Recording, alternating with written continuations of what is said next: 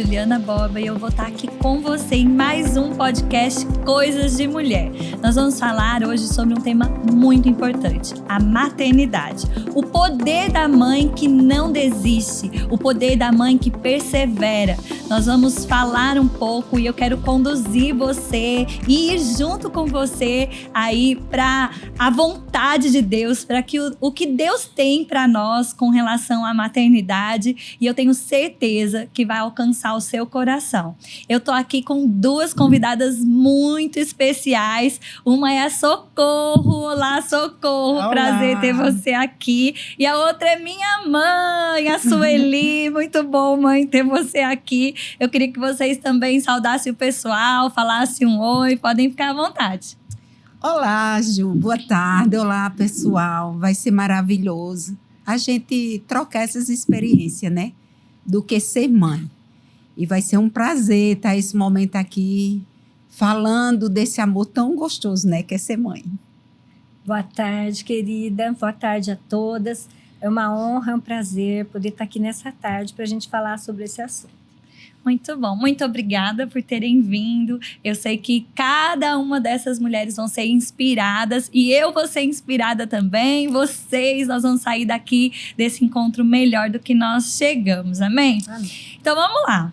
Para começar, eu queria que vocês falassem, né, o que significa ser mãe para vocês. Socorro, o que é ser mãe? Para mim, o que é ser mãe é dedicação, é renúncia sim, mas é uma renúncia prazerosa, é um tempo de experiência que você vai estar cuidando de uma pessoa que vai se tornar uma pessoa tão grandiosa, né? Para os planos de Deus, e você saber que você foi contribuinte, você foi professora, você foi conselheira, você foi aquela que ensinou, que deu os primeiros conselhos, que esteve perto, que mimou, que também ensinou, que corrigiu. Ser mãe, para mim, é algo sobrenatural. E você, dona Sueli, que é ser mãe? Eu descobri quando eu me tornei mãe que eu não era o centro do universo e que o mundo não girava em torno do meu umbigo, né? Até você ser mãe, você olha para você, para suas necessidades, para aquilo que você quer, mas a partir do momento que tem um serzinho que necessita de você, você deixa de olhar para você e você começa a olhar aquela criança, seu filho, e aí então você vai providenciar aquilo que aquele filho precisa para ele se tornar um homem ou uma mulher de Deus. Amém. Eu falando com o Tiago, a gente conversando um pouco do que até aqui, eu falei, Tiago, o último Dia das Mães me veio uma definição do que é ser mãe. Ser mãe é guiar destinos. Aí ele falou assim, essa também é a definição do GPS. Eu falei, pode ser. Mas ser mãe é essa possibilidade de você fazer parte, né, da construção do destino de alguém tão importante que o Senhor confia na nossa mão, né? Glória a Deus.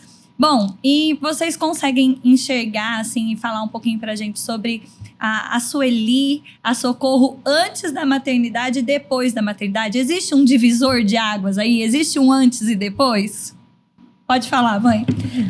Existe. Quando me casei, mesmo depois de casada, antes de ser mãe, você fica focada no relacionamento seu com o marido, de ser feliz, de fazer algo específico para você, né? E a partir do momento que você se torna mãe, você se torna mais sensível, a necessidade não sua mais, é diferente, você abre o universo, o seu universo, você também adquire habilidades, né, que você tem que desenvolver para poder criar o filho, enfim. A empatia também, né? Eu acho que você começa a olhar as pessoas diferentes. E isso, assim, traz maturidade para a pessoa. Muitas vezes as pessoas têm medo da maternidade, achando que aquilo vai ser ruim, mas é uma experiência maravilhosa, porque ela te torna melhor. Amém, é verdade. E aí, Socorro? Para mim a maternidade, assim, antes, né? Eu era aquela jovem que só sonhava com as coisas de jovem mesmo, né? De estudar ou de planejar alguma coisa. Mas não pensava essa questão de ser mãe. Pensava de um dia em casar, mas não pensava. E logo quando eu me casei, que me tornei mãe, o universo tudo muda, né? Você não pensa mais só em você, só no seu canto do seu lar, só você e seu esposo. Chega uma pessoa que muda todo o ambiente. Eu acho que eu me tornei mais assim, uma pessoa em ter mais paciência, ser mais paciente, tolerar mais as coisas. O bebê ele nos ensina a gente ser forte em áreas que a gente pensava de nem ser, né? É verdade. Tinha áreas na minha vida que eu pensava que eu era tão frágil que achava que não ia suportar. E logo depois que eu me tornei mãe, eu digo, caramba, eu venci isso, não pensei que ia ser tão forte. Então, ser mãe me fez ser uma pessoa mais forte. Eu gosto de pensar na maternidade, assim, né? E hoje em dia, as jovens, né? Eu sou jovem e às vezes falar, não, quero ter filho, vai me atrasar, ou depois. Mas assim, é difícil você lembrar como era a sua vida antes de ter filho, por melhor que fosse, né? Você fala assim, depois que você tem filho, fala assim, nossa, ainda bem que meu filho chegou, né? Que a família, ela é completa com os filhos, né? E outra coisa também que, enquanto vocês falavam, eu tava lembrando, né? Você falou, faz a gente vencer desafios, faz a gente se superar, né? Eu tô com o Samuel com 5 anos. Na hora que eu acordo de madrugada, eu vou levar no banheiro, isso. E a nenê com 4 meses, né? Mas nesse ponto eu tava pensando no Samuel. Que eu nunca imaginei que minha mãe ficava cansada. Hoje eu penso, eu falo, nossa, minha mãe, ela devia ficar muito cansada, porque eram 3. E eu não percebia, porque eu via alegria nisso, né? De cuidar da gente. Eu lembro de levantar e parar na porta do quarto, né? E minha mãe ir lá. Então eu falo assim, hoje eu posso fazer isso com meus filhos e isso é gratificante, né? Eu falo assim, valeu a pena os sacrifícios, vamos dizer assim, valeu? Vale a pena? Vale a pena. Então vamos lá. Mas tem momentos desafiadores na maternidade, né? Eu queria que vocês falassem assim, é muito difícil, sei que vocês são mãe de 3, né? E não dá muito pra puxar a sardinha pra um só, né? Mas se você pensar assim, vamos deixar os ciúmes de lado e pensar assim, em um marco positivo e um desafio que vocês pudessem lembrar rápido, assim. Uma coisa positiva da maternidade e uma coisa que realmente foi desafiadora e você superou. Vamos lá, Socorro. Algo positivo foi eu ver assim, o meu corpo sendo transformado, né? Eu sempre fui muito vaidosa e sempre gostei de cuidar do meu corpo. E quando eu vi ali minha barriga crescendo, isso para mim foi tão amoroso, assim, eu vendo que tinha um bebê crescendo dentro de mim. Isso para mim foi tão amoroso, tão... de você doador, dizer, né? Só Deus que poderia formar isso e depois o nosso corpo vai voltando, né? Graças a Deus! E outra coisa desafiadora é quando nossos filhos ficam dodói, né? Que muitas das vezes eu cuidava deles e dizia, eu não queria que ele tivesse dodói, eu queria que fosse eu no lugar dele. Esse é o momento mais difícil, é quando a gente vê um filho nosso passando uma fase que a gente vê que ele não está bem, não está feliz, não está alegre para brincar, né? Porque a criança, ela traz muita alegria para um lar. É verdade, é verdade. E você, mãe? Algo que foi, assim, impactante para mim, né? Na questão de ser mãe. Eu tive a gravidez minha, foi muito tranquila, né? Do Tiago. E, enfim, aí eu fiz cesárea, mas foi tudo muito bem. E aí, então, quando trouxeram o bebê para mim, aí eu peguei e falei assim, vem com a titia. Aí, de repente, falei, não, esse é meu, não é mais titia, eu sou mãe, esse é meu, eu que vou cuidar, é minha responsabilidade, né? Então, assim, até aquela hora, antes de eu ver a carinha dele ali no meu colo, né, ainda não era algo real, né? Então, aquilo para mim foi bem marcante. E desafiador é você saber detectar o tipo de relacionamento e educação e como você vai corrigir os filhos em cada fase. Quando é pequeno, quando é pré-adolescente, como que você trabalha isso? Até que idade você vai corrigir com a vara? Até que ponto, né? E depois, quando adolescente, como que você vai ensinar, né? Então, os pais, a mãe, precisa estar... Nós estudamos para tudo, nós buscamos saber de tantas coisas. É necessário que a gente, esteja buscando informações, pessoas mais velhas, com cursos, lendo livros sobre educação de filhos. Eu li muitos livros. Conta do primeiro livro que você leu, que o Tiago é meu irmão mais velho, né? Tiago, eu tenho um marido, Tiago. Mas Tiago é meu irmão mais velho.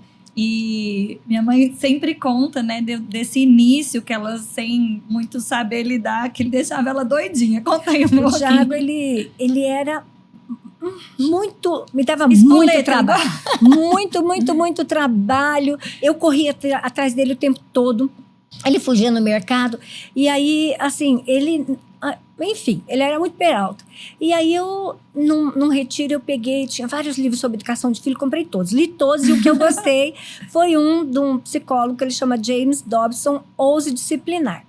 E aí eu comecei a ler aquele livro e comecei a colocar em prática. E aí eu pegava e deixava o livro aberto. E o Tiago começou a ir lá e queria rasgar o livro. Parecia que ele sabia que dali que estava saindo aquelas ideias para eu corrigir ele, né? Então, tem que investir sim, tem que buscar. O Verbo da Vida agora tem a Escola de Paz, né, Juliana? Ninguém nasce sabendo tudo, mas assim, existe a palavra para nos orientar e existem muita coisa boa, muitos livros, muitas coisas que a gente pode buscar faz diferença. É verdade. Se você orientar o seu filho direitinho, você não vai precisar esperar ele de madrugada acordado. Eu nunca esperei meus filhos de madrugada. Eu sabia onde eles estavam, eles tinham hora para chegar, né? E isso traz paz para você. Amém. Muito bom. Vamos lá, vamos falar um pouquinho, né? Socorro já mencionou como é desafiador quando um filho fica doente, né? É difícil. Se a gente puder, a gente tirava, né? E substituía. E você viveu aí um tempo desafiador com Clóvis, né? E também foi um milagre. E conta um pouquinho pra gente dessa experiência, Socorro, por favor. Então, Clóvis é o meu terceiro filho. Eu posso dizer e digo, né, que ele é o nosso milagre, desde o meu ventre, né? Eu passei uns probleminha na minha gravidez, fiquei mais deitada do que tendo uma vida em movimento. E ele nasceu prematuro, teve todo aquele cuidado de a pediatra achar que ele não ia sobreviver. E eu tive alta e ele ficou em casa. E aquele momento, para mim, foi bastante triste, doloroso. Eu fui para casa e eu só fiquei chorando. Ele ficou no hospital? Ele ficou no hospital internado. E o quadro dele não era muito bom. A pediatra não dava boas notícias. Dizia que nós não íamos criar o nosso filho. E até 1 ano e 8 meses por aí era esse vai e volta de hospital. Criar Clóvis, para mim, foi bem desafiador. Mas aí ele superou, né? E para nossa surpresa e para mim, como mãe, quando ele estava na fase de criança, na escola, estudando, tudo normal, praticando esporte, e nós estávamos na praia, Alan, que é o meu esposo, estava jogando bola com ele e o outro meu filho. E daí Alan veio com ele nos braços chorando, ele chorava bastante e sentindo uma dor na perna. E daí nós procuramos um médico nosso, que estava na praia, um pediatra. Ele não superou o exame e o médico aconselhou a gente voltar de João Pessoa a Campina Grande e que eu procurasse um ortopedista. Eu acho que eu procurei todos os ortopedistas de Campina Grande. E o diagnóstico era um só. Era uma displasia na cabeça do fêmur dele. E era nos 2 fêmurs. E o quadro era gravíssimo para a medicina, né? Isso foi no ano de 98, ele tinha 8 anos. Então, para mim, foi um choque, foi um abalo. Eu ver meu filho perfeito, brincando, participando de esporte no colégio, e de repente eu ver uma história totalmente diferente. E dali começou uma história nova na minha vida como mãe e no acompanhamento de Clóvis. Então, eu parei um momento. Eu ainda não conhecia a palavra, isso foi diagnosticado no ano de 98. Então, eu ainda passei umas dificuldades sem conhecer essa palavra. Em 99, nós chegamos no Verbo da Vida. Graças a Deus. E conhecemos essa palavra. E quando nós conhecemos essa palavra, que é ministrada, logo eu fui, me matriculei no Rema, fui estudar no Rema, juntamente com Alain, e acompanhando o meu filho, porque foram muitos anos. Nessa trajetória de ir para médico, voltar, era fisioterapia, hidroterapia, minha vida mudou completamente. Meus 2 filhos, a Aline e o Anderson, eles ficaram um pouquinho, não que eu esqueci, Sim. mas eu tive que ter uma pessoa para cuidar deles dois, porque minha atenção voltou para o Clóvis. E o médico, ele dizia a mim que o meu filho ia ficar de cadeira de roda, que ele não ia andar e que eu me conformasse. E dentro de mim eu não aceitava aquilo. E eu já estava conhecendo a palavra. Eu estudei aquela matéria, né? Cristo, aquele que cura. E eu dizia, não, meu filho não nasceu assim. Meu filho não vai ficar assim. E eu comecei a estudar versículo de cura. Ele só tinha 8 anos. Eu tinha que, como mãe, fortalecer a fé dele. E eu lia muito aquele versículo que está no livro de Isaías. 53 e versículo 4. Eu dizia, Clóvis, você não tem essa enfermidade, isso é uma mentira, isso vai passar, nós vamos superar, nós vamos ter força. Durante as cirurgias dele, ele fez 3 cirurgias. A primeira cirurgia, ele ficou 6 meses em cima de uma cama, engessado da cintura até os pés. Então, minha vida mudou completamente. Nós liderávamos os adolescentes, eu quis entregar. Ai, meu Deus. O pastor João não aceitou, né? Eu falei, pastor João, eu não vou poder dar conta do departamento, eu tenho que cuidar do meu filho. Eu chorava com saudade da igreja, porque eu não podia ir para os cultos. Nós não tínhamos os cultos online como nós temos hoje. E eu sentia muita falta. E a igreja, nesse tempo, foi uma base tão forte para mim. Porque os pastores iam na nossa casa, ministrava Santa Ceia durante esses 6 meses, que ele ficou na cama. E o pastor João disse, não, você não vai entregar o departamento, o Alain cuida com a liderança e você vai cuidar de Clóvis. E a cirurgia não foi bem sucedida. Clóvis ficou sem andar.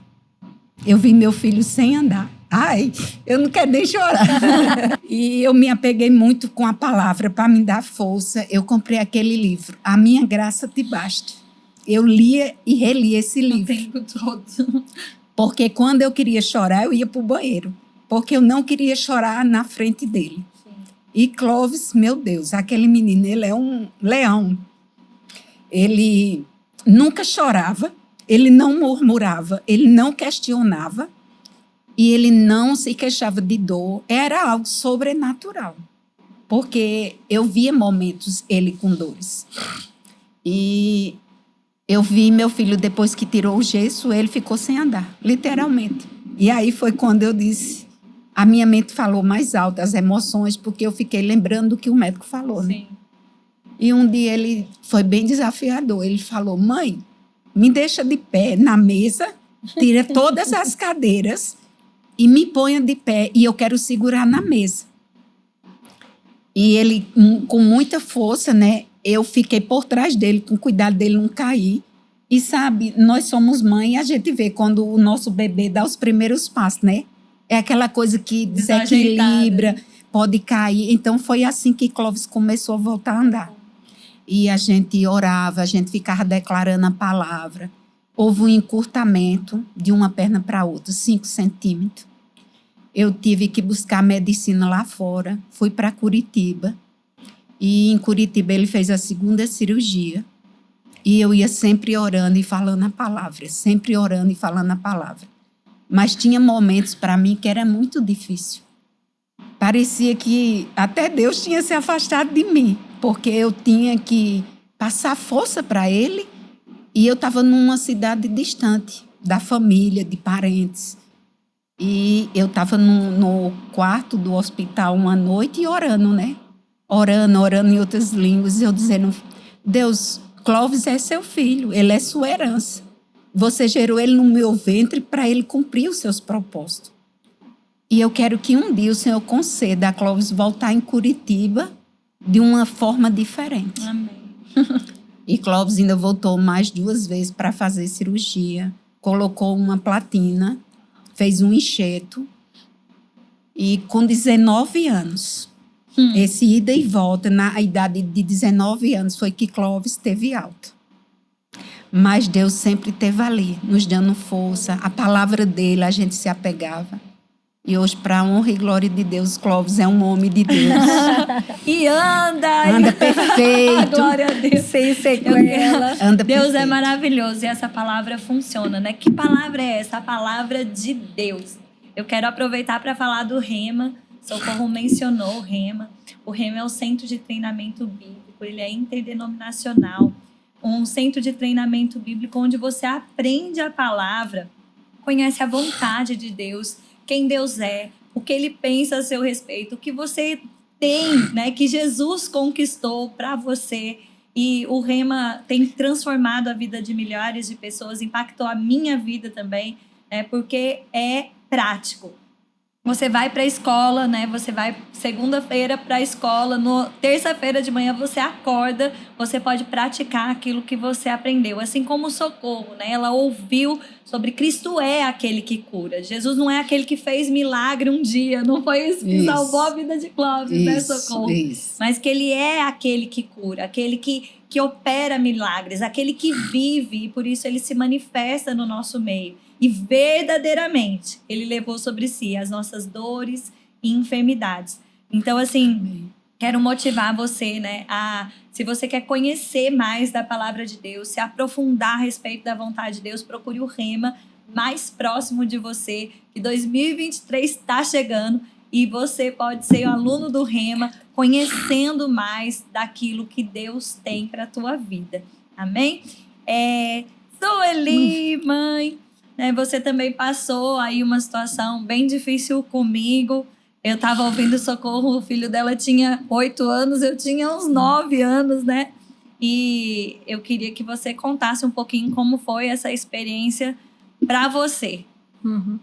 Pois então, em 97 você estava com 9 anos e assim, nossa casa estava bem, o céu era azul, tudo estava tranquilo.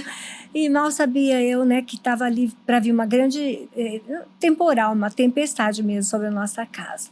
Você, logo que iniciaram as aulas, começou a reclamar de dor na cabeça. E aí eu dei um remedinho, achei que era algo simples e tal. Mas como a persistência da dor, falei, bom, peguei e levei no pediatra. O pediatra olhou, falou, olha, dá um remedinho para dor, isso não deve ser nada. Você observa, qualquer coisa você retorna.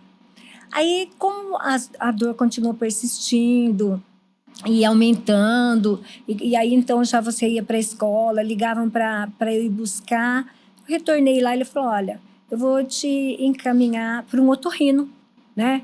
E aí fomos para um otorrino, ele mandou tirar um raio-x, olhou o raio-x, sinusite, prescreveu vários medicamentos e nós saímos de lá. E, bom, vamos tratar a sinusite. Tomou medicamento, fez tudo que ele mandou, mas só que não melhorava, só piorava. E aí, então, eu decidi levar você num neurologista. E o neurologista avaliou e mandou a gente fazer uma ressonância magnética. E aí nós fomos para Ribeirão Preto a essa altura. Já fazia uns 2 meses que você estava nesse tratamento, ida e volta. Você sentia muita dor, com muita sensibilidade, não podia tocar em você. O cabelo já não conseguia pentear. O vento no começo doía, depois não podia pentear o cabelo, tomava banho, doía a água cair no corpo. Estava muito difícil. E a viagem de Bauru para para Ribeirão, 3 horas. Foi muito desconfortável, tudo. Depois fazer ressonância dentro daquele aparelho horrível, que faz aquele barulho. Enfim, fizemos a ressonância, voltamos para Bauru, levamos a ressonância para ele. Ele olhou, aí ele disse, olha, ela está com neurite periférica. Né, inflamação dos nervos, e é algo assim que é uma dor paralisante, ela pode ter sequela, e a gente vai avaliar, e passou um monte de medicamento, um coquetel de medicamento. Ele falou, olha, a gente vai avaliando, quem sabe seja um caso cirúrgico, a gente desliga um nervo que avisa o cérebro, né, da dor, porque... Aí eu ouvi... Fui para casa, dei os medicamentos, não melhorava. E ele falou a palavra mágica. Quando ele falou que ia fazer uma cirurgia, eu não estava crendo, eu não conhecia a palavra da fé, como eu conheço hoje. Mas eu conhecia um pouco, eu já tinha ouvido, coisas tinham chegado para mim. Alguns livros, Kenneth Hagin, a Valnice Milhomes, que na época ministrava a respeito de cura, né? Fitas, cassetes. E eu estava orando com você e orando por você para que você fosse curada. E eu cria que você ia ser curada e não ter sequela. E muito menos passar por uma cirurgia. Aí, então, eu tive informação de um fisiatra, que é o Dr. Patrick, um médico espetacular em Bauru. Levei você para ele. Aí ele avaliou toda a situação e falou, olha, eu vou conversar com o meu mentor. Ele fazia parte de uma equipe de fisiatras do Hospital das Clínicas de São Paulo. E ele falou, eu vou ver com o meu mentor e eu vou pegar orientação e vou estar trazendo para você e vai dar tudo certo. E nessa época... Assim, aconteceu algo que eu quero contar para vocês nunca fazerem na vida uma coisa dessa, pelo amor de Deus.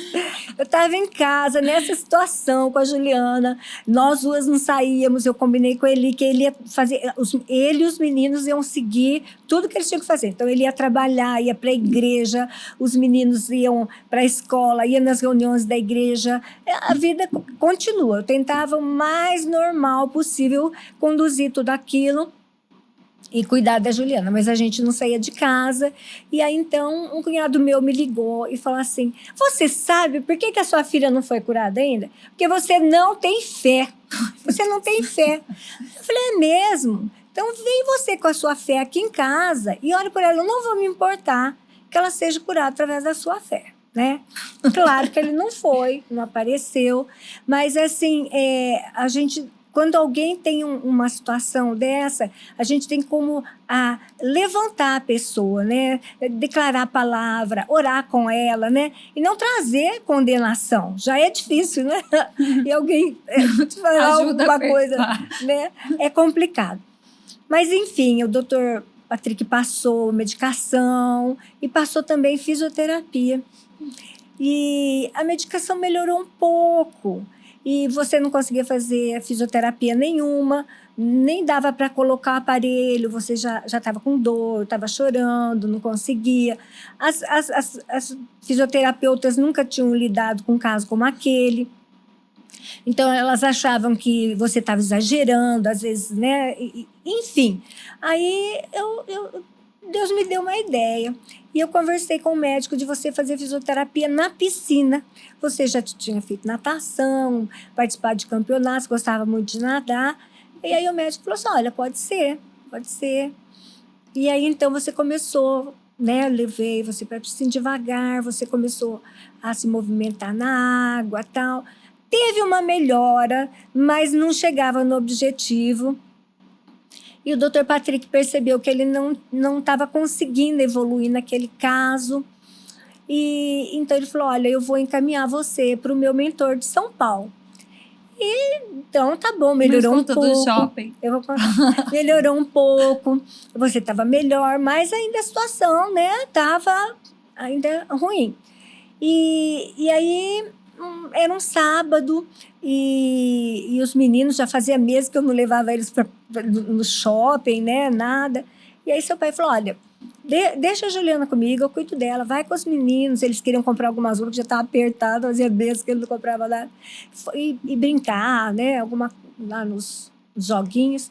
E aí eu peguei e fui com eles e tomamos sorvete, eles fizeram joguinhos. E aí eu tava saindo do shopping, comprei roupa para eles. Aí eu encontrei um médico, que ele era da nossa igreja. Ele falou, aí, Juliana, como está, né? Contei para ele. Ele olhou para mim e falou assim, a sua filha está na sua casa morrendo e você está aqui no shopping fazendo compra.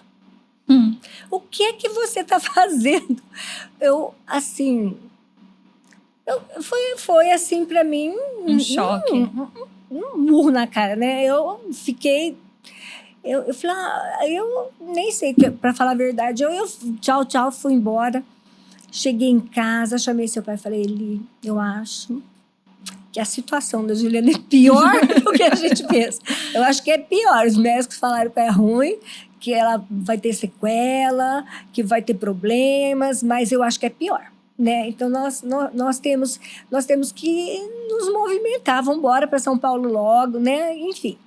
E aí era um sábado. No domingo, teu pai era líder da escola dominical, ele compartilhou com os irmãos o que estava acontecendo, a situação, e eles levantaram um clamor pela sua vida e tal.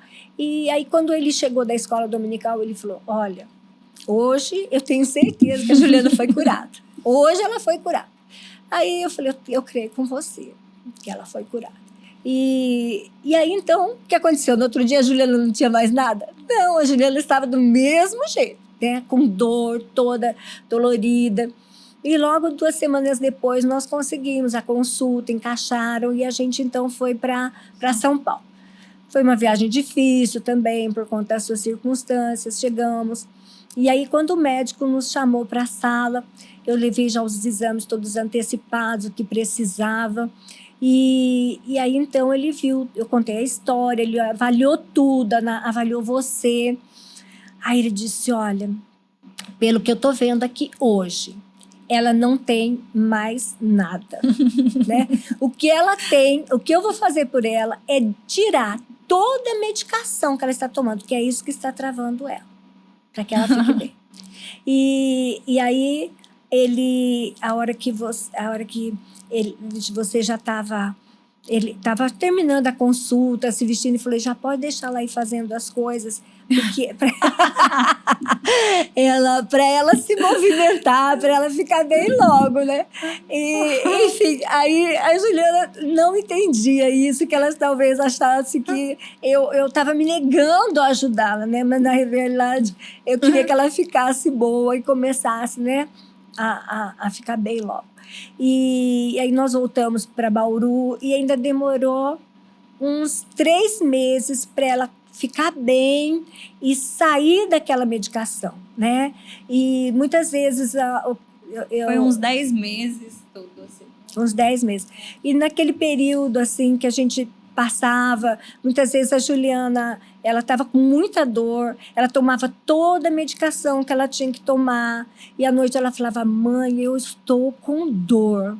Eu dizia, Juliana, eu não posso te dar mais nada, né? E aí eu orava com ela, e depois a gente orava em línguas, e até que ela conseguia adormecer, dormia, e no outro dia ela acordava, e a gente começava aquele processo novamente, né?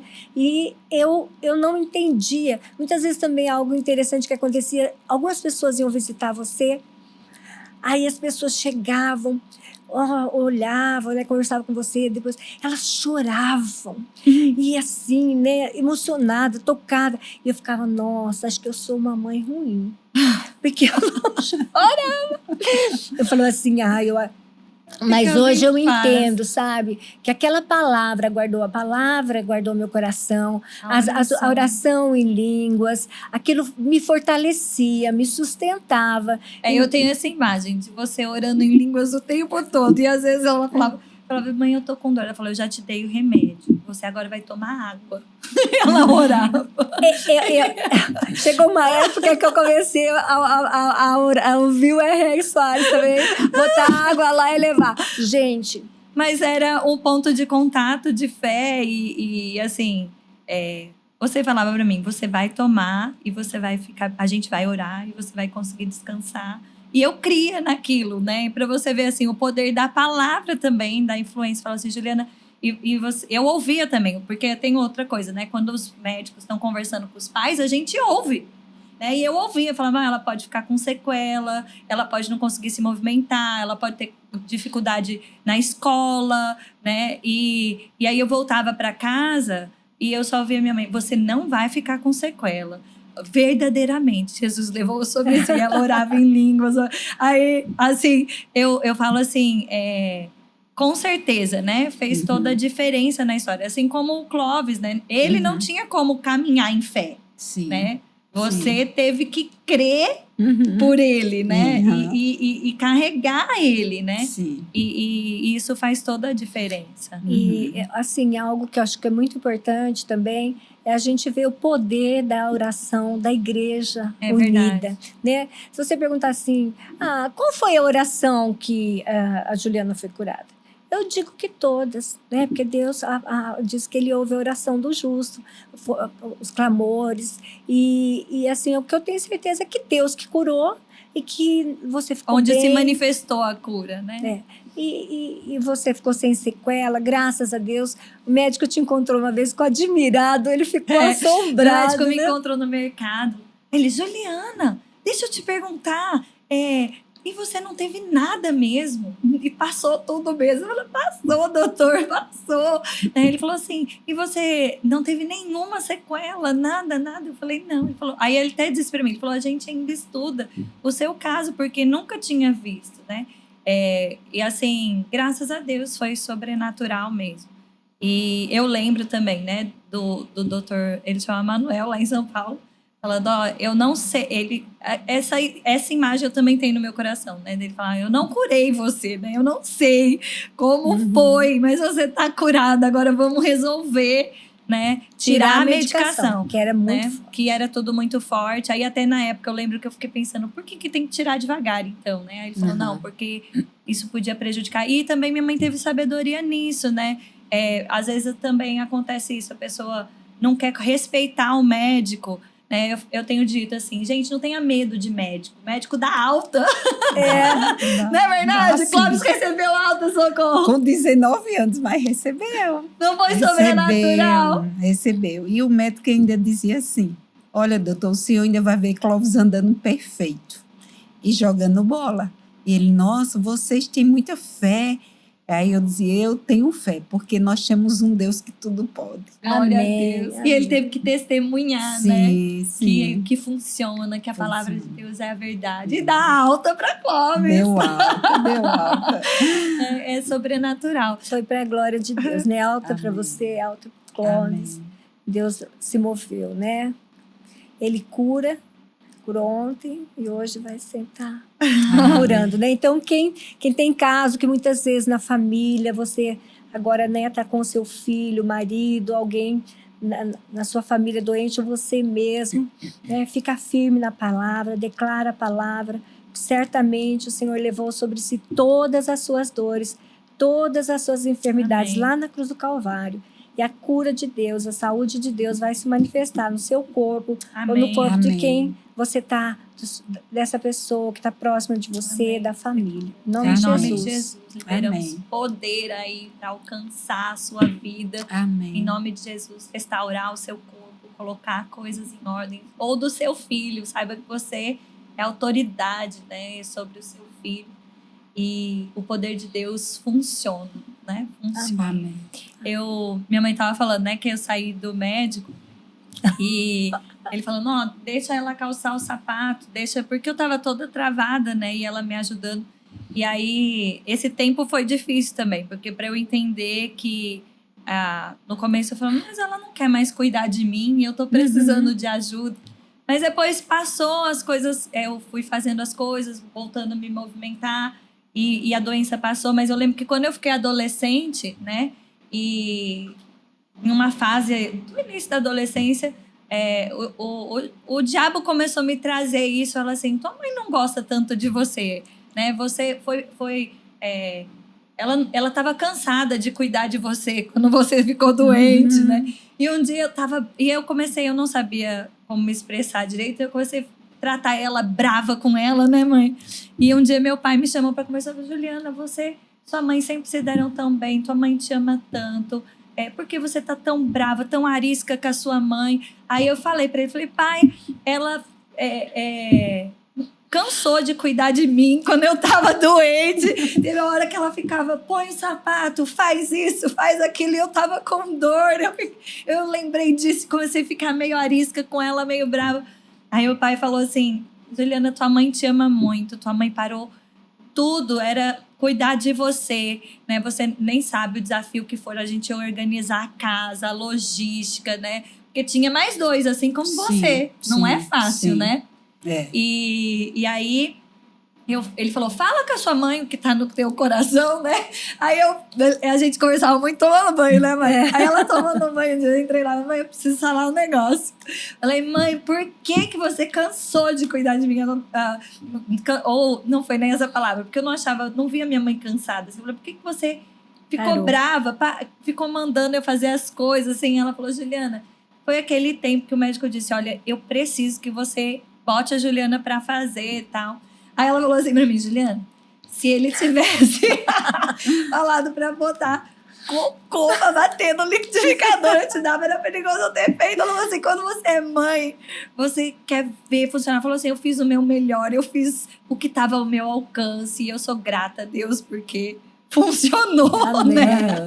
Então, eu queria que vocês falassem, né? Fala um pouquinho, Socorro. Quando você é mãe, assim, a gente se sacrifica mesmo, né? Diga aí, como foi esse tempo de sacrifício, mas como valeu a pena? Fala um pouquinho.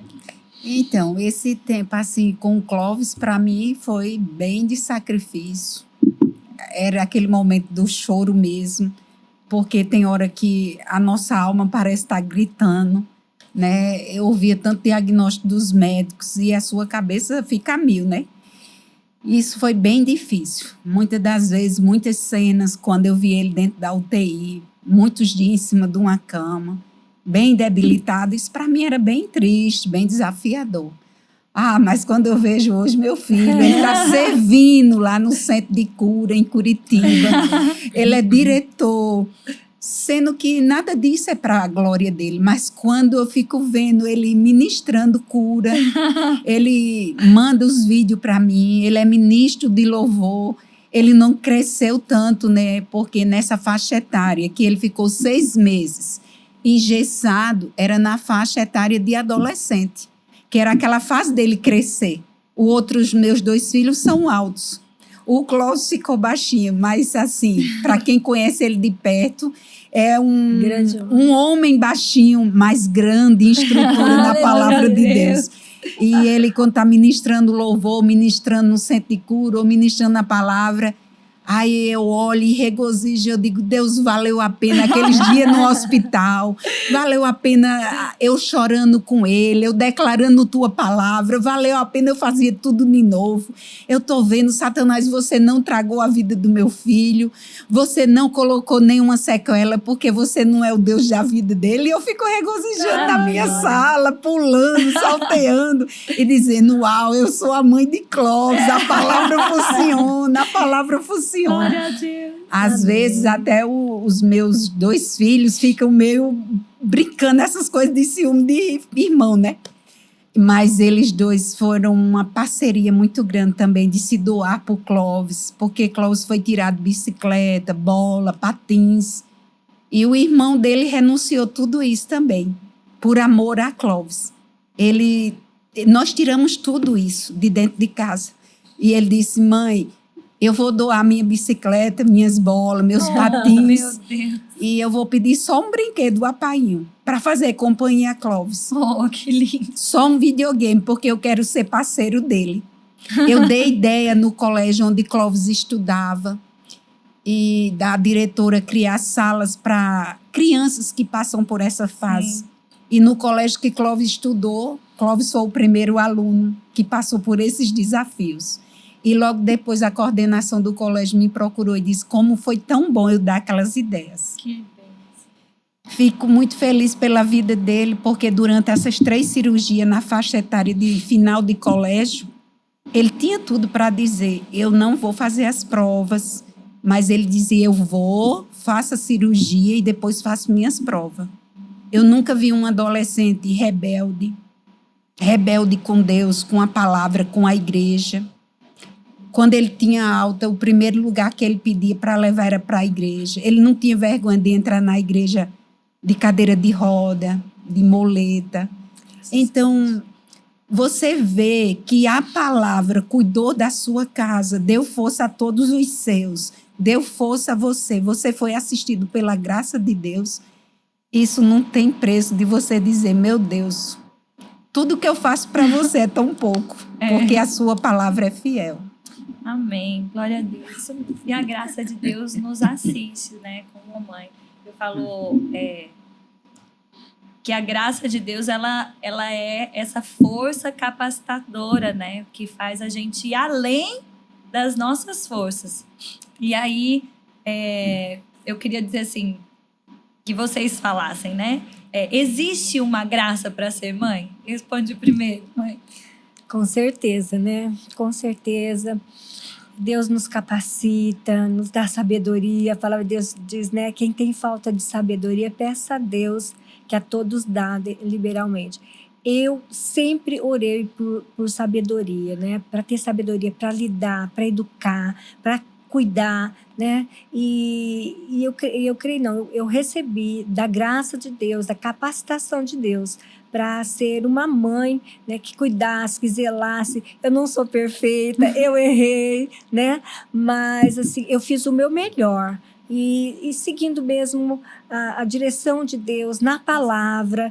E graças a Deus eu posso hoje desfrutar, né? Para a glória de Deus que eu digo isso, né? Graças a Deus eduquei vocês dentro da igreja, na nossa casa nós vivíamos aquilo que nós ouvíamos e pregávamos na igreja, e vocês se apaixonaram por Deus, pela sua palavra, amam o ministério, todos vocês estão no ministério, trabalhando, produzindo e dando frutos, e assim, isso é a alegria do meu coração, motivo de toda a alegria da minha vida, a satisfação é ver vocês bem-sucedidos, casados, com filhos, estruturados, né? E agora produzindo bons frutos onde vocês estão. E o que foi isso? Realmente a graça, capacitação sobrenatural de Deus. Amém. Amém. Socorro, essa graça, né, que nos assiste, ela nos dá sabedoria para conduzir mesmo os filhos, né? E a gente vai caminhar agora já para o final, e eu queria que você deixasse aí um conselho como mãe, né, de como as outras mães desfrutarem dessa graça da maternidade. Amém. Um conselho que eu quero deixar para você que é mãe, nós passamos por muitas fases nessa fase de criar filhos, mas eu quero dizer, busca em Deus toda a sabedoria, busca em Deus, você tem a ajuda do Espírito Santo, essa pessoa tão linda, né, que está disponível para te dar conselho, para te ensinar. Não desista desse filho que está dando trabalho. Eu não sei qual é a faixa etária dos teus filhos. Essa faixa etária, às vezes, de o adolescente, esse adolescente que muitas vezes está dando um pouquinho de trabalho, mas olha, eu quero dizer que o amor, ele supera toda face. Seja paciente com o seu filho, seja amoroso, busque estratégia. Seja essa mãe companheira, essa mãe brincalhona, divertida, porque tudo passa. Eu quero dizer, tudo passa. Sabe por quê? Eu pensei que meus filhos iam demorar a sair de casa. E hoje eu não tenho mais nenhum em casa. Então, como é gostoso você preparar aquela mesa com pipoca, com bolo, que derrama um refrigerante. Não briga porque teu filho derramou um refrigerante no tapete. O tapete seca, envelhece, e o teu filho um dia vai embora e você está sentindo falta de um beijo, daquele aconchego. Então, aproveita esse tempo que você é mãe. Eu sei que é muito bom você que é mãe ter suas conquistas, seu trabalho, mas coloca cada coisa no seu devido lugar. A Bíblia diz que existe tempo para todas as coisas. Se você um dia decidiu casar, é porque também eu acho que você desejou um dia também ser mãe. E ser mãe é a gente renunciar muitas vezes um curso, renunciar uma faculdade, renunciar uma conquista de um trabalho. Eu renunciei minha faculdade para ser mãe, mas vale a pena. É verdade. Vale a pena. E assim, eu quero dizer, se você está passando alguma dificuldade com um filho seu jovem, que se afastou dos caminhos do Senhor, paga o preço da intercessão, querida. Paga o preço da intercessão, não fala, não discute. O nosso Deus não é um Deus de contenda, não é um Deus de briga. O nosso Deus é o Deus do amor. E o amor, ele supera todas as coisas. Então, se doe ao seu filho. Ignore esse quadro que está diante de você. Ame seu filho ou sua filha que está te dando trabalho. Seja passiva, seja amorosa. Não esteja falando o quadro que está diante de você. Fale a palavra. Cerque seu filho da palavra. E, querido, vai para o teu quarto. Coloca teu filho num lugar de oração. Em secreto, Deus está te vendo. E em secreto, Deus vai te recompensar. Deus vai tirar seu filho de lugar onde que você não podia tirar, mas a tua oração tira, a tua oração restaura, a tua oração transforma. E quando chegar em casa, prepara aquela comida que ele mais gosta. Vai para um cinema, se diverte, vai jogar bola. Não sei se é com um filho homem, se é com uma filha mulher. E dê palavra que seu filho nasceu para vencer. Não só a seu filho homem, mas também uma filha mulher, né? Às vezes uma filha mulher erra e a filha parece que é jogada pela mãe porque não realizou aquele sonho. Eu aprendi algo com o pastor Bandi. Ele falava assim, quando você tem um bebê, você pega a fraldinha joga fora. E joga fora, e mas limpa e põe uma fralda limpa. Então, quando a nossa filha errar, traz ela, limpa ela pela palavra, não joga ela fora, querido. Não joga ela na rua, mesmo que ela errou, mas nós temos que apontar o amor, é a palavra. Amém. Limpa a mente dela, o coração dela pela palavra, pelas orações. E não jogar a sua filha fora. Amém. É isso que eu quero deixar. Seja essa mãe que esteja pagando o preço, não só do amor, mas da oração. Amém. A oração, ela funciona. Ela funciona. Glória a Deus, isso mesmo. E para a gente encerrar, mãe, o que é ser uma mãe que persevera? Qual é o conselho que você dá? A mãe que persevera e não desistir, né? É aquela que não desiste quando situações adversas se levantam, né? Por várias vezes durante essa caminhada, educando vocês como criança, surgiram situações, né, que eu precisei estar buscando em Deus sabedoria para ajudar, para orientar e não desistir, seja em qualquer circunstância, na escola, na vida, profissionalmente, enfim, na caminhada da vida. E mesmo depois dos filhos casados, né?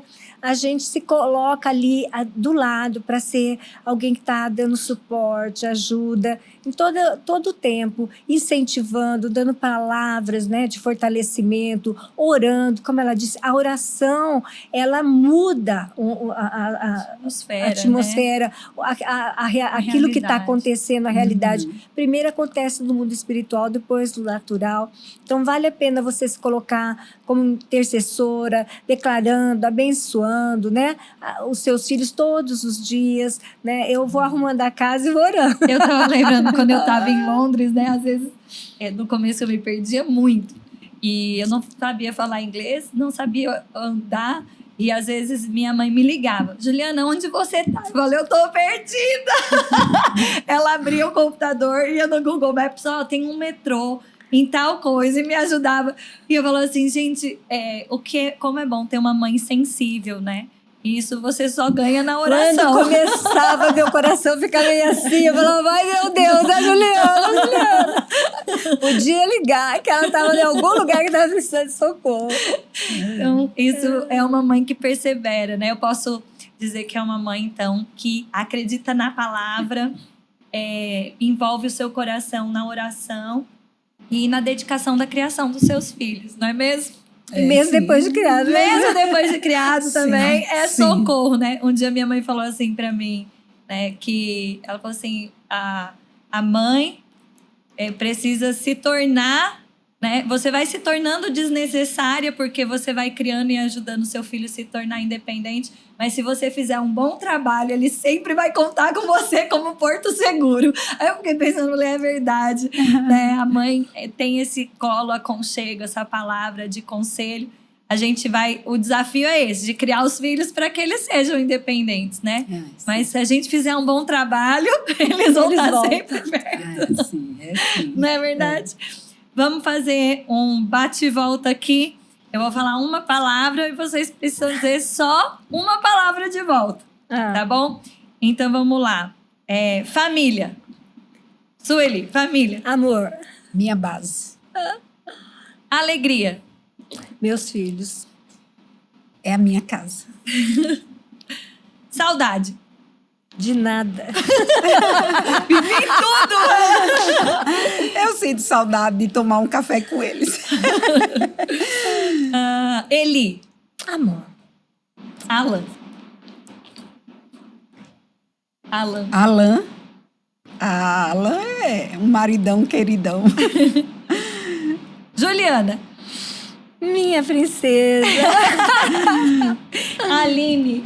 Aline é minha princesa, minha primogênita. Tiago. Meu primogênito. Anderson. Anderson é o meu mestre. Daniel. Meu recheio. Alegria. Clóvis. Clóvis é o meu milagre. Muito bom. Meninas, muito obrigada, né? Por serem mães inspiradoras. Vocês aí estão numa estação totalmente diferente da minha e são uma inspiração para mim. Eu quero ser tão perseverante quanto vocês, né? E criar meus filhos na palavra, no Senhor. E quero motivar você, né, que está nos assistindo. Seja essa mãe que se dedica. Herança do Senhor são os filhos. E fruto do ventre é o nosso galardão. Amém. O Senhor nos abençoa. Ser mãe é uma dádiva. Então, seja inspirada por essas mulheres de Deus nessa tarde. Muito obrigada por estar conosco. Compartilha, deixa aí o seu like, o seu comentário, para que mais mulheres sejam alcançadas. Nós vamos encerrando por aqui. Eu vou deixar vocês se despedirem. Vocês podem se despedir do nosso público. Obrigada pela presença de vocês. Pode falar, Socorro. Gente, obrigada, viu? Eu sei que foi um momento maravilhoso. A gente fala assim de coisas que já passou, aí traz uma reflexão de outras coisas que a gente tem para desfrutar. Muito obrigada ao convite de Juliana. Juliana tem sido, eu posso dizer, uma menina minha preciosa, que eu digo já ela. Eu tenho dado ser sua mãe, Juliana, você é sensacional, viu? Muito bom estar perto de você, viu? Nós só temos muito acréscimo de estar perto de você, e muito obrigada por você que está nos ouvindo e outras pessoas que vão nos ouvir também. Amém. Amém. Foi um prazer, né? Foi uma experiência maravilhosa, né? Fazer essa live, somente com você, né, Ju? Glória a Deus, eu louvo a Deus pela sua vida, continue crescendo, produzindo, né, dando bons frutos e sendo um exemplo de mãe também para as mulheres que estão na sua idade. Amém. Eu vejo você, como você trata seus filhos, administra sua casa, e eu tenho certeza que você vai inspirar muitas pessoas a serem boas donas de casas, que tem mulheres que morrem de medo que falem isso, né? A ser uma excelente mãe, segundo o coração de Deus. Eu amo você, viu? Obrigada por todas vocês que estiveram até agora conosco. Amém. Obrigada. Eu fiquei emocionada. Obrigada, né, vocês. Obrigada por acreditar. Obrigada por nos inspirar. Meninas, então nós estamos encerrando aqui esse podcast tão gostoso, né, sobre maternidade. Você também pode ser uma mãe que persevera, uma mãe que não desiste, desfrutar desse poder, dessa graça que faz, né, com que a manifestação do poder de Deus esteja na sua casa e você viva milagres, seja na área da saúde, seja provisão, seja sabedoria, seja a fase que o seu filho tiver. Na infância, adolescência, juventude, solteiro, casado, Deus tem sabedoria para você desfrutar, né, desse ambiente de família que foi Deus que criou. Então, muito obrigada mais uma vez. Até o próximo podcast Coisas de Mulher. Um grande beijo. Tchau, tchau.